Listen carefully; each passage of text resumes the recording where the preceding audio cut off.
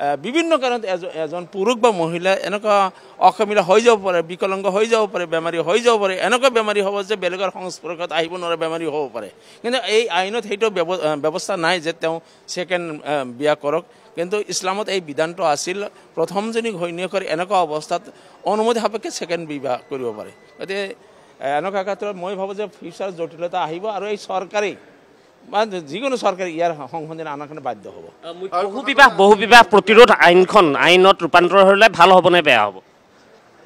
চাওক, বহু বিবাহ কোনো পচন্দ নকৰে, যদিও মুছলমানক টাৰ্গেট কৰি মুছলমানক বদনাম দিবলৈ এই কথাটো কোৱা হয়।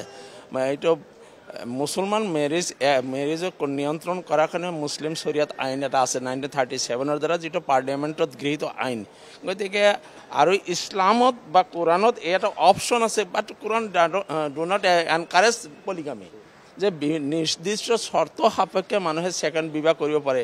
কিন্তু এই আইনৰ দ্বাৰা সেই চৰ্তসমূহ উলংঘা কৰা হৈছে। অৰ্থাৎ যে আপোনাৰ ঘৈণীয়েক কিবা কাৰণত পংগু হ'ল, বেমাৰী হ'ল, এনেকুৱা বেমাৰী হ'ল যে তেওঁৰ সংস্পৰ্শত আপুনি আহিবই নোৱাৰে, তাৰপিছতো আপুনি ছেকেণ্ড বিবাহ কৰিব নোৱাৰে। ছেকেণ্ড বিবাহ কৰিলে আপোনাৰ বিপদ আছে। কিন্তু ইছলামত যিটো বিধান আছে, শৰিয়ত আইনত যিটো বিধান আছে, আপোনাৰ ঘৈণীয়েক বিভিন্ন কাৰণত এজন পুৰুষ বা মহিলা এনেকুৱা অকামিলা হৈ যাব পাৰে, বিকলাংগ হৈ যাব পাৰে, বেমাৰী হৈ যাব পাৰে, এনেকুৱা বেমাৰী হ'ব যে বেলেগৰ সংস্পৰ্শত আহিব নোৱাৰা বেমাৰী হ'ব পাৰে। কিন্তু এই আইনত সেইটো ব্যৱস্থা নাই যে তেওঁ ছেকেণ্ড বিয়া কৰক।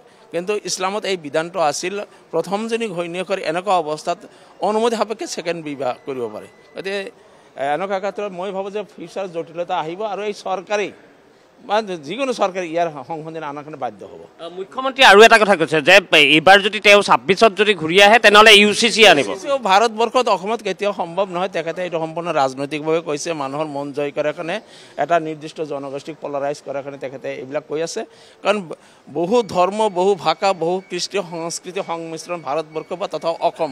গতিকে এনেকুৱা multi language, multi religious, multi customary এটা ৰাজ্য বা ৰাষ্ট্ৰত কেতিয়াও ইউনিফৰ্ম চিভিল কোড প্ৰযোজ্য নহয়। ইতিমধ্যে ভাৰত চৰকাৰে চেষ্টা কৰি পেলাই চাইছে ইউনিফৰ্ম চিভিল কোড এইটো সংসদতে গৃহীত হোৱা নাই আৰু অসমত গৃহীত হোৱাৰ প্ৰশ্নই নাই। আপুনি আৰু এটা কথা কৈছিল যে ছিক্স শিডিউলৰ বাহিৰত বৈষম্য কৰা হৈছে। Definitely discriminated. This bill introduced in this house yesterday was total discriminatory and biased. আইন কেতিয়াও এনেকুৱা হ'ব নালাগে নিৰ্দিষ্ট জনগোষ্ঠীৰ লক্ষ্য কৰি কোনো আইন হ'ব নোৱাৰে। কিন্তু দেখা গৈছে যে ছিক্স শিডিউলৰ কাৰণে কিছুমান আইন ষ্টেট এছেম্বলিত পাছ কৰা অসুবিধা আছে। BTR একৰ্ড বা ছিক্স শিডিউল যিটো ক্ষমতা তেওঁলোকৰ। কিন্তু ছিক্স শিডিউলৰ বাহিৰত থকা যিমানবিলাক জাতি জনগোষ্ঠী ধৰ্মীয় মানুহ আছে, কিবা যদি আইন প্ৰণয়ন কৰিব লাগে সকলো জাতি জনগোষ্ঠী সকলো অঞ্চলৰ কাৰণে সমানে প্ৰযোজ্য হোৱাকৈ আইনটো আহিব লাগিছিল। কিন্তু মুখ্যমন্ত্ৰী ডাঙৰীয়াই এই ক্ষেত্ৰত দেখা গৈছে যে কালি যিটো বিল দাখিল কৰিছে তাত পক্ষপাতিত্ব কৰা হৈছে, যিটো আমি ষ্ট্ৰংলি অপ'জ কৰিছোঁ। ডিছক্ৰিমিনেশ্যন হৈছে, মানে ডিছক্ৰিমিনেশ্যন, ডেফিনেটলি ডিছক্ৰিমিনেশ্যন।